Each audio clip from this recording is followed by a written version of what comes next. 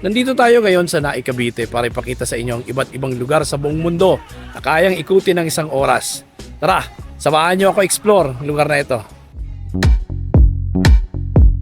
Pagpasok mo pa lang sa gate, mararamdaman mo agad ang vibe na para kang lilipad papunta sa ibang bansa. Ang ganda ng ambience, ang presko ng hangin at ang daming pamilya na kita mong nag-i-enjoy.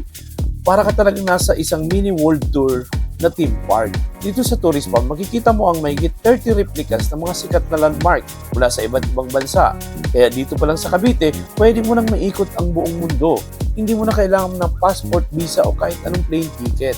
For as low as 260 pesos. Makikita mo agad ang mga iconic spot. Unang-una, nandun ang Statue of Liberty ng USA. Madalas ito ang unang pinupuntahan ng mga guest.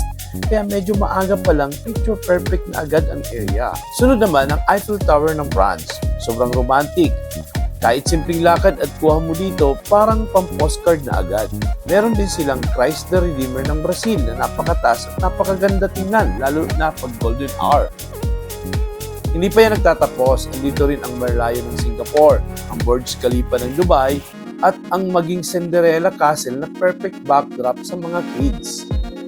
Kaya kung mahilig ka sa photos, reels, TikTok, dito ka talaga mabubusog sa content.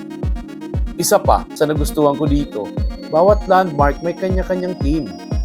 Hindi lang basta replika, pino ang details, magandang pagkaka-landscape at ang linis ng paligid. Kaya habang naglalakad ka, hindi mo napapansin ang dami mo na palang nalipot. Dahil malawak ang lugar, siguradong magugutom kayo. But good thing, kumpleto sila sa kainan. May mga restaurant, cafe at snack bars na pwede nyo rin gawing pahingahan. At syempre, hindi mawawala ang swimming pools nila. Kung gusto nyo mag-swimming, magdagdag lang kayo ng 30 pesos at may access na kayo sa 5 pools. Kung family day ang hanap nyo, sulit na sulit kasi may sightseeing na, may photo ops pa. Pagdating naman sa mga extra attraction, meron silang Christmas village, mascot, marching band, at iba pang family na activities. Perfect lalo kapag weekend dahil may festive at marami pang show. Overall, sobrang ganda talaga dito sa Tourist Park. Hindi mo akalain na may ganitong klaseng world tour experience sa malapit lang sa Manila. Kaya kung naghahanap kayo ng lugar na pwedeng pang bonding, pang photoshoot, pang content, o pang relax lang, itong lugar na to, panalo talaga. Kaya guys, if ever mapapasyal kayo dito, i-enjoy nyo lang ng todo.